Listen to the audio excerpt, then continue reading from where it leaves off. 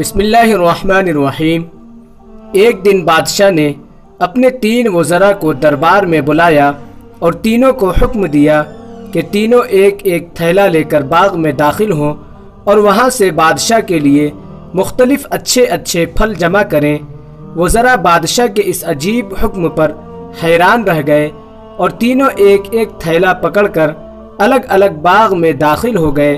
پہلے وزیر نے کوشش کی کہ بادشاہ کے لیے اس کی پسند کے مزیدار اور تازہ پھل جمع کرے، اور اس نے کافی محنت کے بعد بہترین اور تازہ پھلوں سے تھیلا بھر لیا۔ دوسرے وزیر نے خیال کیا کہ بادشاہ ایک ایک پھل کا تو خود جائزہ نہیں لے گا کہ کیسا ہے، اور نہ ہی پھلوں میں فرق دیکھے گا، اس لیے اس نے بغیر فرق دیکھے جلدی ہر قسم کے تازہ اور کچے اور گلے سڑے پھلوں سے اپنا تھیلا بھر لیا۔ اور تیسرے وزیر نے سوچا کہ بادشاہ کی توجہ صرف تھیلے کی بھرنے پر ہوگی، اس کے اندر کیا ہے اسے بادشاہ نہیں دیکھے گا۔ یہی سوچ کر وزیر تھیلے میں گھاس پھوس اور پتے بھر لیے اور محنت سے بچ گیا اور وقت بچایا۔ دوسرے دن بادشاہ تینوں وزراء کو اپنے تھیلوں سمیت دربار میں حاضر ہونے کا حکم دیا۔ جب تینوں دربار میں حاضر ہوئے تو بادشاہ نے تھیلے کھول کر بھی نہ دیکھے اور حکم دیا کہ تینوں کو ان کے تھیلوں سمیت 1 ماہ کے لیے دور دراز جیل میں قید کر دو۔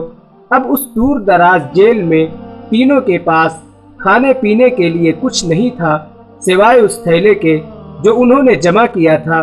اب پہلا وزیر جس نے اچھے پھل چن کر جمع کیے تھے، وہ مزے سے اپنے انہی پھلوں پر گزارا کرتا رہا یہاں تک کہ 1 ماہ بآسانی گزر گیا۔ اور دوسرا وزیر جس نے بغیر دیکھے تازہ خراب تمام پھل جمع کیے تھے، اس کے لیے بڑی مشکل پیش آئی۔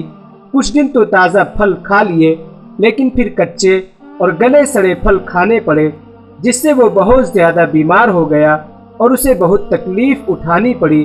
اور تیسرا وزیر جس نے اپنے تھیلے میں صرف گھاس پھوس ہی جمع کیا تھا، وہ کچھ دن بعد ہی بھوک سے مر گیا، کیونکہ اس کے پاس کھانے کو کچھ نہیں تھا۔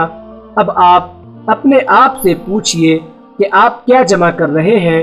آپ اس وقت اس باغ میں ہیں جہاں سے آپ چاہیں تو نیک اعمال اپنے لیے جمع کریں اور چاہیں تو خراب اعمال، مگر یاد رہے جب بادشاہ کا حکم صادر ہوگا تو آپ کو اپنی جیل قبر میں ڈال دیا جائے گا۔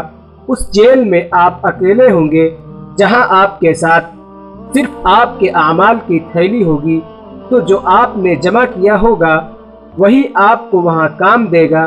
تو آج تھوڑی سی محنت کر کے اچھی چیزیں یعنی نیک اعمال جمع کر لیں اور وہاں آسانی اور آرام والی زندگی گزاریں۔